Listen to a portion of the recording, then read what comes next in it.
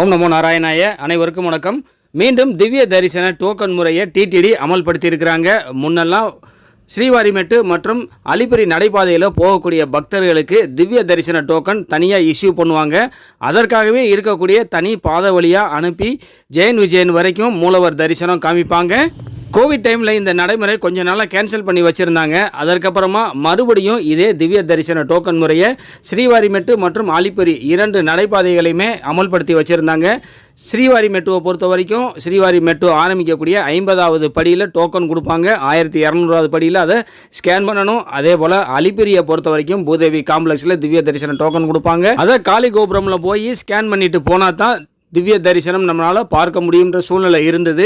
போன வருஷம் சில இடங்கள், அதாவது அலிபிரி நடைபாதையில் சிறுத்தை புலி ஒரு சிறுவனையும் ஒரு சிறுமியையும் இன்னும் சில ஆபத்துகளையும் ஏற்படுத்தின காரணத்தினால இந்த திவ்ய தரிசன முறையை முற்றிலுமாக ஒழிச்சிட்டு எல்லா இடத்துலையுமே சர்வ தரிசன டோக்கன் இஷ்யூ பண்ணாங்க. அதாவது அந்த சர்வ தரிசன டோக்கனை வாங்கிக்கிட்டு நம்ம நடைபாதை வழியாகவும் போகலாம், அல்லது பஸ் மூலமாகவும் நம்ம திருமலைக்கு போகலாங்கிற நடைமுறை இருந்தது. ஆனால் இப்போ டிடிடியோட இஓவா திரு ஷியாமலா ராவ் அவர்கள் புதுசாக பதவியேற்றதற்கு அடுத்து திவ்ய தரிசன டோக்கன் முறையை மறுபடியும் அமல்படுத்துகிறாங்க.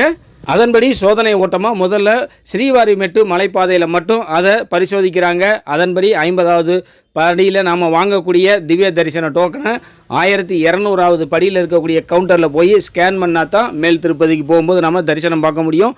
இருந்தாலும் திவ்ய தரிசனத்துக்குன்னு சொல்லி தனி பாதை இன்னும் அமைக்கலை. கூடிய சீக்கிரம் அதுவும் அமைச்சிருவாங்க. அலிபிரிலையும் இந்த நடைமுறை கூடிய சீக்கிரம் அல்லது ஒரு 2 நாளில் இதை வர்றதுக்கான வாய்ப்பு இருக்குது. அலிபிரி நடைபாதையை பொறுத்த வரைக்கும் பூதேவி காம்ப்ளெக்ஸில் திவ்ய தரிசன டோக்கன் இஷ்யூ பண்ணுவாங்க. அந்த டோக்கனை காளி கோபுரத்தில் போய் நம்ம ஸ்கேன் பண்ணிவிட்டு மூலவர் தரிசனத்துக்கு போகலாம். இனிமேல் சர்வ தரிசனத்துக்குன்னு மூலவர் தரிசனம் பார்க்க தனி கியூ வரிசையும், திவ்ய தரிசனத்தில் போகக்கூடிய பக்தர்களுக்கு தனி கியூ வரிசையும் அரேஞ்ச் பண்ணிவிடுவாங்க.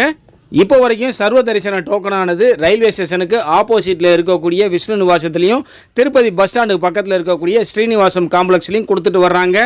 இந்த நடைமுறை மீண்டும் தொடருமா, இல்லை இந்த நடைமுறையை நிப்பாட்ட போகிறாங்களாங்கிற அறிவிப்பும் இன்னும் சில நாட்களில் டிடிடியிலிருந்து வர இருக்குது.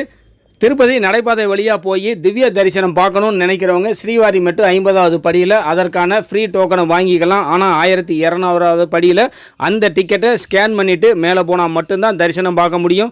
ஒருவேளை 1200வது படியில் அந்த டோக்கனை நாம் ஸ்கேன் பண்ணாத பட்சத்தில் மேல் திருப்பதிக்கு போன பின்னாடி நம்மளால் தரிசனம் பார்க்க முடியாது. இந்த நடைமுறை கூடிய சீக்கிரம் அலிபிரி நடைபாதையிலையும் கடைபிடிக்க போகிறாங்க. கீழ் திருப்பதியில் இருக்கக்கூடிய பூதேவி காம்ப்ளெக்ஸில் திவ்ய தரிசன டோக்கன் வாங்கிட்டு அலிபிரி நடைபாதையில் இருக்கக்கூடிய காளி கோபுரத்தில் இருக்கக்கூடிய கவுண்டரில் போய் அந்த டிக்கெட்டை ஸ்கேன் பண்ணால் மட்டும்தான் நாம் திவ்ய தரிசனம் பார்க்க முடியும். இது போன்ற முக்கியமான டிடிடியோட அப்டேட்டுகளை உடனுக்குடனே தெரிஞ்சுக்க ஷாகிமா விலாக் வாட்ஸ்அப் சேனலில் ஜாயின் பண்ணிக்கங்க. லிங்க் டிஸ்கிரிப்ஷனில் இருக்கும். இந்த வீடியோ உங்களுக்கு பயனுள்ளதாக இருந்தால் லைக் பண்ணுங்கள், ஷேர் பண்ணுங்கள். நம்ம ஷாகிமா விலாக் யூடியூப் சேனலை சப்ஸ்கிரைப் பண்ணி பக்கத்தில் இருக்கிற பெல் ஐக்கனை ப்ரெஸ் பண்ணி வச்சுக்கிட்டிங்கன்னா நான் போடுற ஒவ்வொரு வீடியோவும் உங்களுக்கு நோட்டிஃபிகேஷன்லேயே வந்துடும். திருமலை திருப்பதி குறித்த உங்களுடைய டவுட்டை கமெண்ட் செக்ஷனில் கேளுங்க, நான் பதில் சொல்கிறேன். அனைவருக்கும் நன்றி. ஓம் நமோ நாராயணாய.